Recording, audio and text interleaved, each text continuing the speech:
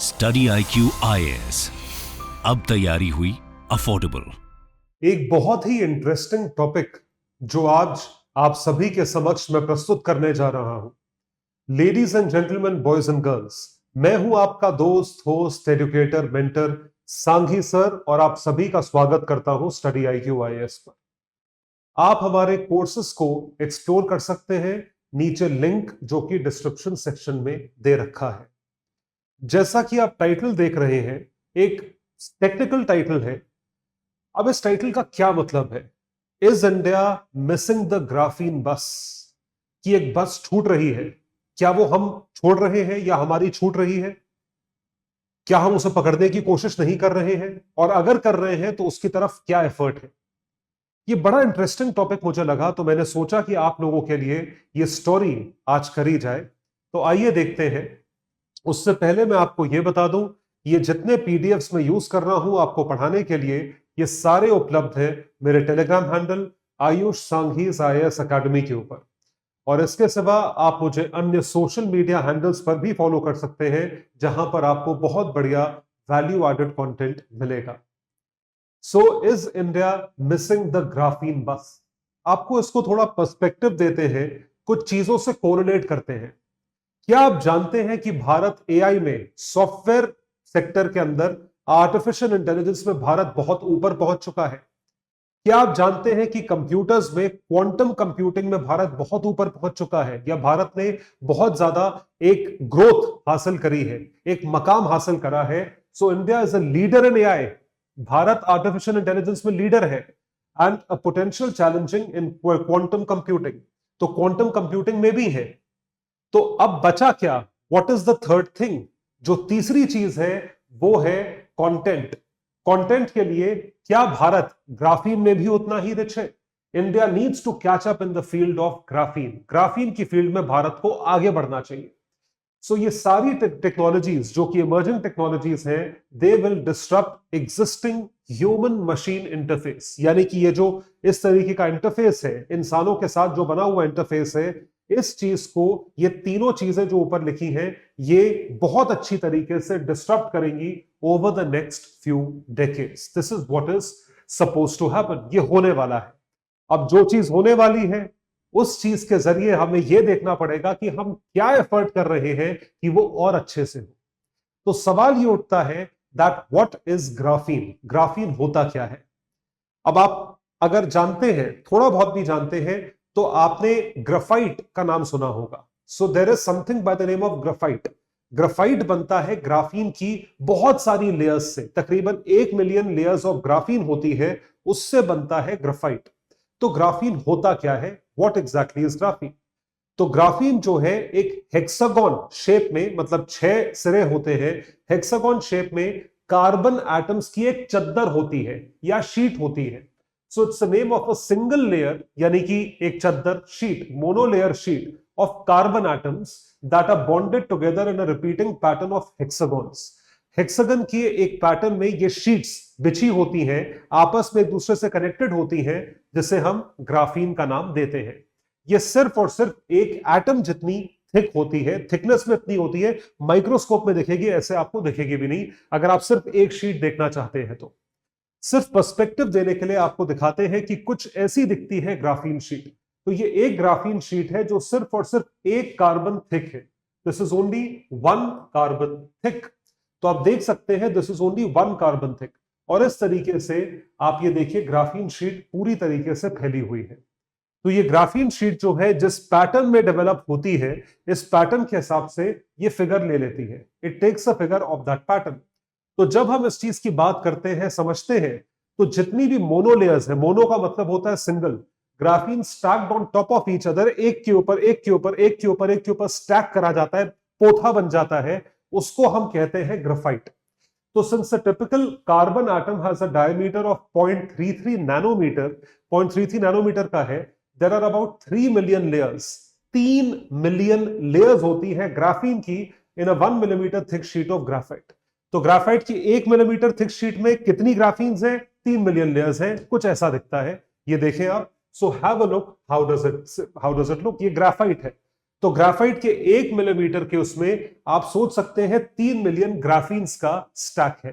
तो ये ग्राफीन हुआ जो मैंने आपको पहले भी दिखाया था, और इसके स्टैक से, इसके पोथे से बनता है ग्राफीन, ग्राफाइट। तो ये चीज है जिसमें भारत काफी पीछे है, भारत आगे नहीं बढ़ पा रहा है।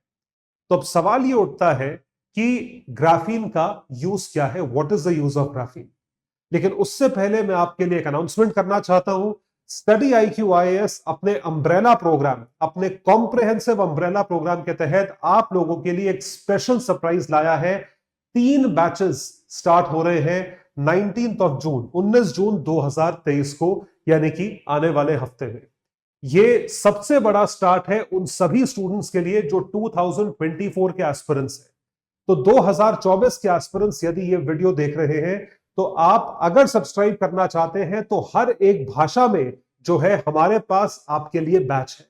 चाहे वो इंग्लिश स्पेसिफिक बैच हो, all the English medium aspirants, there is a specific batch for you, and this batch is starting on the 19th of June at 6 PM। उसके सिवा बायलिंगुअल, जैसे मैं अभी बात कर रहा हूं, इसको बोलते हैं इंग्लिश। इंग्लिश का है बैच नंबर 2, और ये भी स्टार्ट हो रहा है सेम डेट को। और तीसरी तरफ हिंदी माध्यम के जितने विद्यार्थी हैं, आप सभी के लिए बैच शुरू हो रहा है, बैच 3 अगेन 19 जून को ही हो रहा है। ये तीनों बैचेस आप सभी के लिए कंबाइंड लॉन्च करे गए हैं एक ही डेट को, ताकि इन सब की कंप्लीशन डेट जो है आगे चल के वो एकत्रित हो। तो आप जितने भी स्टूडेंट्स ऐसे हैं जो 2024 आए कर रहे हैं, whoever is eyeing 2024, तो आप ध्यान रखिए complete syllabus of GS foundation, चाहे वो प्रीलिम्स हो चाहे वो मेंस हो। प्रीलिम्स का रिवीजन जिसे हम SIP बैच कहते हैं, जो कि एक क्रैश कोर्स है, प्रीलिम्स का अलग, सक्सेस इन मेंस का अलग। उसके साथ साथ प्रीलिम्स की कॉम्प्रिहेंसिव टेस्ट सीरीज, जो कि आपका एप्लीकेशन लेवल बढ़ाएगी। इस साल के प्रीलिम्स के देखने के बाद हम ये देख पा रहे हैं कि किस तरीके से आप अपनी चीजों को या आप अपनी प्रिपरेशन को एनहांस करोगे, और साथ ही साथ मेंस आंसर राइटिंग प्रोग्राम, ये सारी ही चीजें उपलब्ध हैं एक बहुत ही अफोर्डेबल प्राइस में। अगर आप मेरा कोड यूज करें, my code is Sanghi live, Sanghi live code के जरिए आपको ये बैच मिलेगा सिर्फ और सिर्फ 30,000 रुपए में, ओनली एंड ओनली 30,000 रुपीज। फिर ध्यान रखिए कोड है सांघी लाइव। और इसके सिवा हमारे optional batches, NCERT specific batches को भी आप सब्सक्राइब कर सकते हैं। तो आइए देखें कि ग्राफीन का यूज क्या है। Why does graphene hold so much of significance? कहां यूज है, क्यों हम इतनी चर्चा कर रहे हैं, और ऐसा क्यों लग रहा है that India has missed the bus of graphene? Let's have a look. तो ग्राफीन का यूज ना रोजमर्रे की चीजों में है। आप अपने आसपास देखिए, उन चीजों में भी ग्राफीन का यूज हो सकता है। उसके सिवा जब हम टीवी देखते हैं, डिफेंस की चीजें, साइंस एंड टेक्नोलॉजी की चीजें, इनोवेशन की चीजें, उसमें ग्राफीन का यूज है। आप सरप्राइज हो जाएंगे देख के कि किन किन चीजों में इसका यूज है, और उस चीज की वजह से, ग्राफीन की वजह से, उन चीजों में उसकी वैल्यू कैसे एनहांस होती है। तो ग्राफीन क्या है? दुनिया का सबसे पतला, thinnest, strongest and most conductive material किस चीज के लिए कंडक्ट करता है? फॉर इलेक्ट्रिसिटी एंड हीट, जिसके थ्रू बिजली कंडक्ट होती है, पास हो सकती है, और हीट पास हो सकती है, वो ग्राफीन है। तो ये लाइन आप ध्यान रखें, इंपॉर्टेंट है। It's the world's thinnest, strongest and most conductive material of electricity and heat. तो बिजली और हीट जिस जिन चीजों के थ्रू ट्रांसपोर्ट होगी या ट्रांसमिट होगी, वहां पे ग्राफीन का यूज बहुत इफेक्टिव है। So it conducts electricity better than copper. तो कॉपर वायर की जगह आप ग्राफीन का यूज कर सकते हैं वायर्स बनाने में। इट इज 200 टाइम्स, 200 गुना ज्यादा स्ट्रॉन्ग है, क्योंकि ये स्ट्रॉन्गेस्ट माना जाता है एज कंपेयर टू स्टील। तो स्टील से 200 गुना ज्यादा स्ट्रॉन्ग है, बट 6 टाइम्स लाइटर। ये भी एक बहुत अच्छी बात है कि उतना वजन नहीं लेगा। It is almost completely transparent and absorbs only 2% of the light. ज्यादा लाइट भी absorb नहीं करता, and it is impermeable to gases. Impermeable का मतलब होता है कि इसके थ्रू कुछ पास नहीं हो सकता। So neither any gas or liquid or solid can pass through it. तो ये impermeable है, even light gases such as hydrogen and helium cannot pass through it. ये सारी प्रॉपर्टीज हैं जिस वजह से इस चीज की सिग्निफिकेंस या इंपॉर्टेंस और ज्यादा बढ़ जाती है। तो जब हम सिग्निफिकेंस या इंपॉर्टेंस की बात करते हैं, तो ग्राफीन में इतनी क्षमता है कि वो पूरा का पूरा जिस तरीके से बिजली को ट्रांसमिट करा जाता है, क्योंकि इसकी कंडक्टिविटी बहुत हाई है, revolutionise electricity, conductivity, energy production, battery, sensors and more, ये सारी चीजें रेवोल्यूशनाइज हो सकती हैं। उसके सिवा आप देखें बाकी के materials, graphene produces composite materials with altered properties छोटे छोटे अमाउंट्स में, जैसे कि कॉम्पोजिट्स क्या है, they are used in aerospace, aerospace में एरोप्लेन में यूज हो सकता है, automotive part, sporting equipment, construction, इन सब चीजों में। अब स्टील की जगह है तो कंस्ट्रक्शन में भी यूज होगा। It is used for high performance batteries and super capacitors, touch screens and conductive links. ये सारी चीजें जो है ये अच्छे से कर पा रहा है।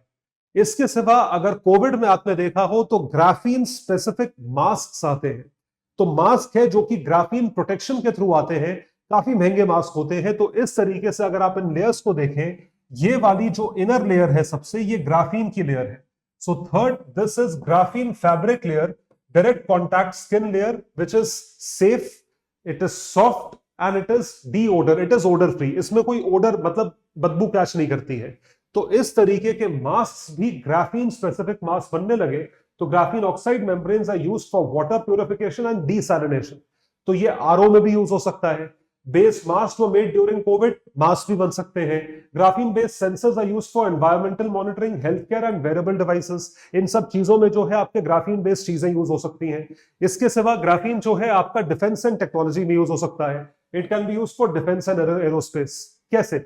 It is extremely sensitive to environmental changes, making it an excellent candidate for sensing chemical and biological agents. इन चीजों को सेंस कर सकता है। तो अगर बायोलॉजिकल वेपन यूज हो रहा हो तो उसको डिटेक्ट करने के लिए ग्राफीन यूजफुल है। Explosives, radiation and other hazardous substances, इसको डिटेक्ट करता है। Graphene based material can also protect us from chemical and biological attacks. भाई बायोलॉजिकल वेपन पकड़ेगा तो अटैक रोक ही लेगा, तो ये डिफेंस के पर्पज से इंपॉर्टेंट हुआ।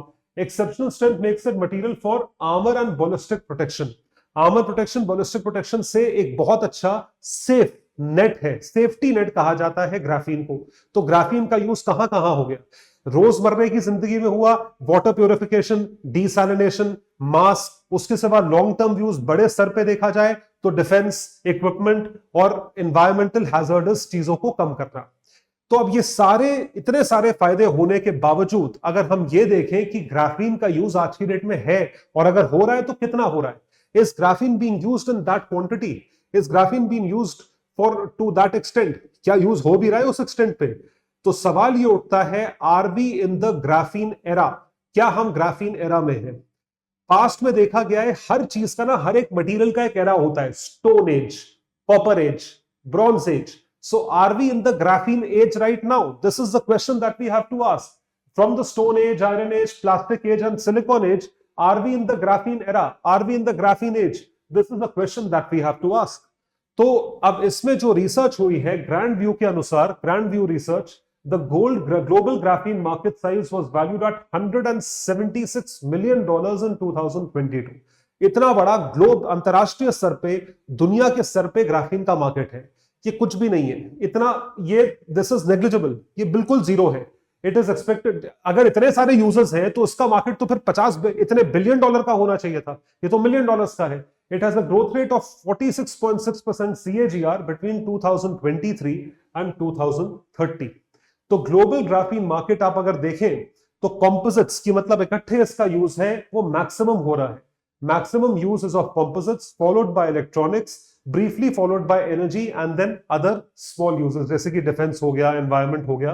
तो इतना बड़ा मार्केट है, global market size according to this agency, इस रिसर्च एजेंसी के अनुसार ये बहुत छोटा मार्केट है मेरे हिसाब से। तो ग्राफीन मार्केट को अगर देखा जाए रीजन के अनुसार 2023 से 2030 67.8% रेवेन्यू शेयर 2022 में ग्राफीन मार्केट का वो सिर्फ Asian region, south east Asian region और ऑस्ट्रेलिया से आया। मतलब इतना रेवेन्यू शेयर सिर्फ और सिर्फ इतने रीजन का है, बाकियों का नेग्लिजिबल है। China is expected to emerge as a prominent market for graphene with a CAGR of 61%। Global average growth 40%, 46% है और सिर्फ चाइना की ग्रोथ 61% है। इसका मतलब चाइना ने इसकी भी अच्छी खासी मैन्युफैक्चरिंग कैपेसिटी डाल रखी है। अब मैन्युफैक्चरिंग कैपेसिटी में आपको आज इतनी ग्रोथ दिखे, लेकिन आगे चल के आपको डेफिनेटली और ज्यादा ग्रोथ दिखने की संभावना है। चाइना के ये बड़े फायदे हैं, this is what China has done. तो यही चीज जो है, मुझे ऐसा लगता है कि ग्राफीन के यूजेस को एक्सप्लोर करने में हमने काफी टाइम लगा दिया। So discovery of graphene it was discovered in 2004, but उसका जो यूज है it was adopted very recently. the things are changing fast. At least one graphene enhanced product was launched every week in 2022. 2004 से लेके 22 तक almost 20 साल बाद अगर हम इस चीज को अप्लाई कर रहे हैं, आज की डेट में 300 कंपनीज से ज्यादा ऐसी हैं जो कि ग्राफीन बेस्ड प्रोडक्ट्स या ग्राफीन को मैन्युफैक्चर कर रही हैं, इसके डेरिवेटिव्स को, मतलब ग्राफीन से क्या डिराइव हो सकता है या ग्राफीन को। तो ये चीज जो है, ये चीज यहां पर आई है। This is how graphene has been discovered. तो उसमें कौन कौन से देश प्रोमिनेंट है? एक देश का एग्जांपल आपने समझा, चाइना है। तो China, US, UK, Japan, south Korea, Russia and Singapore, ये सारे देश ऐसे हैं जिनमें ग्राफीन बेस्ड रिसर्च सेंटर्स हैं। तो 2004 में इसको ढूंढा गया, इसको लोकेट किया गया।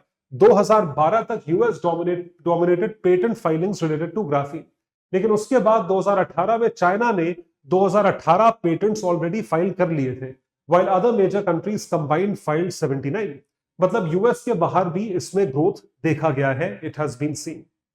तो यूएस ने इसका फायदा उठाने की पूरी कोशिश करी 2012 तक, अभी भी यूएस इसकी तरफ काम कर रहा है। चीन जो है उसने काफी पेटेंट्स इस तरफ देखे हैं। तो अब सवाल ये उठता है कि अगर ग्राफीन का इतना मैसिव यूज है तो क्या भारत ने कोई कदम उठाया है?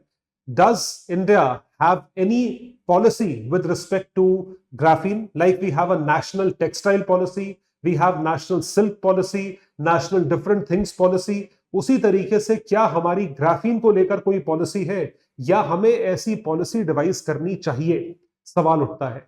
तो प्रोग्रेस क्या है, कहां तक हम पहुंचे? There were 8 applications in India. Bharat का progress has been better than many countries.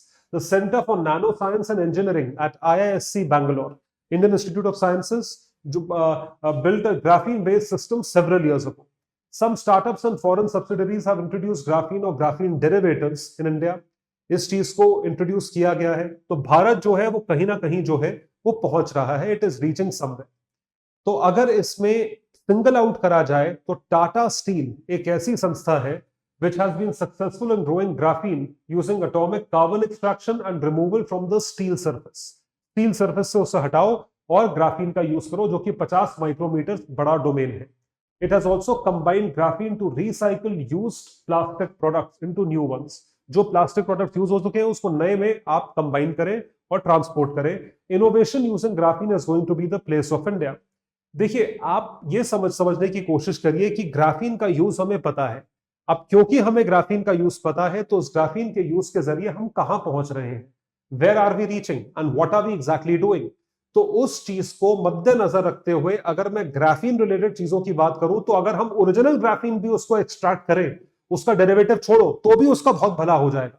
और यहां पे हम डेरिवेटिव्स की बात कर रहे हैं। तो इन डेरिवेटिव्स को इंट्रोड्यूस करा है, बट ये बहुत छोटे स्तर पे है। It is at a very limited stage right now in India, which means India has still not realised the full potential of graphene. So it explores how graphene oxide based wrappers, ये चीज explore, ये tried and tested है। जो graphene के rappers होते हैं उनकी वजह से पेरिशेबल आइटम, फ्रूट्स और वेजिटेबल्स की लाइफ बढ़ जाती है। Shelf life of fruits and vegetables. A commendable step in this direction was setting up of India Innovation Center for Graphene in Kerala. तो मतलब भारत सरकार की तरफ से इनिशिएटिव्स है। केरला में ये चीज हुई।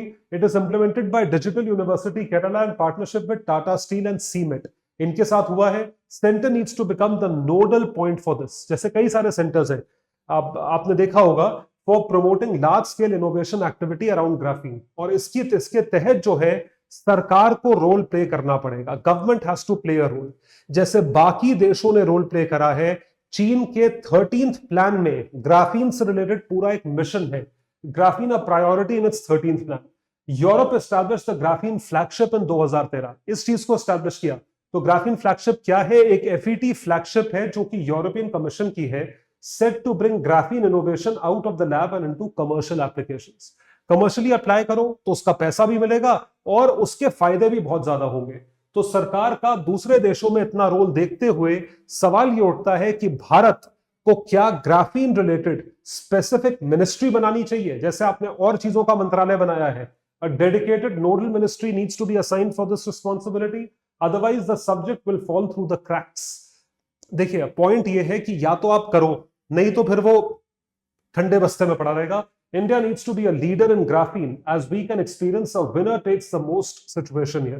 एक जीतने वाला है वो पूरी सिचुएशन अपने हाथ में रख सकता है. Given the high cost to volume ratio CTV for high grade graphene, its production may be concentrated in few locations in India right now, लेकिन इस चीज को हमें और ज्यादा बढ़ाना है.